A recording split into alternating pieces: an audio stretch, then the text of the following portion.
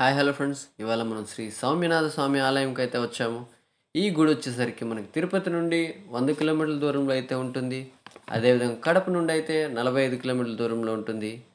ఈ గుడిలో ఎన్నో ప్రత్యేకతలు ఉన్నాయి ఫ్రెండ్స్.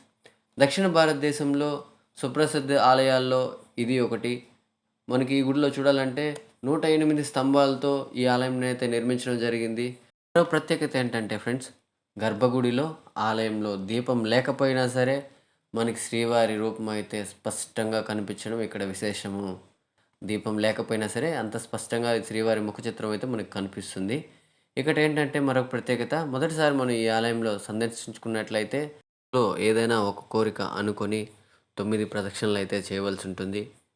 ఈ గర్భగుడిలో మనం శ్రీవారిని దర్శించుకునేటప్పుడు మన మనసులో కోరిక అనుకుంటాం కదా, శ్రీవారిని వేడుకునేటప్పుడు కళ్ళు అయితే మూయకూడదు ఫ్రెండ్స్. కళ్ళు మూయకూడదు. ఇక్కడ గర్భగుడిలో అయితే శ్రీవారిని వేడుకునేటప్పుడు ఎటువంటి పరిస్థితుల్లో కళ్ళు మూయకూడదు. మన కోరిక అనుకుని నెరవేరిన తర్వాత తిరిగి వచ్చి మళ్ళా 108 సార్లు అయితే ప్రదక్షిణ చేయవలసి ఉంటుంది. ఈ గుడిలో ఇక్కడ విశేషము. చాలామంది అయితే నేను చూసినంత వరకు చాలామంది అయితే 108 ప్రదక్షిణలు అయితే నేను వచ్చినప్పుడు చేస్తూ ఉన్నారు. ఇదే విధంగా మనకి ఈ విధంగా ఒక కార్డ్ అయితే ఇస్తారు. కార్డులో పెన్తో టిక్ కొట్టుకుంటూ 108 ప్రదక్షిణలు అయితే కరెక్ట్గా మనం చేయవలసి ఉంటుంది. 108 ప్రదక్షిణలు ఎలా చేయాలి, ఏమి మనకి అనేది డీటెయిల్స్ అయితే ఈ విధంగా బ్యాక్ సైడ్ అయితే రాసి ఉంటారు.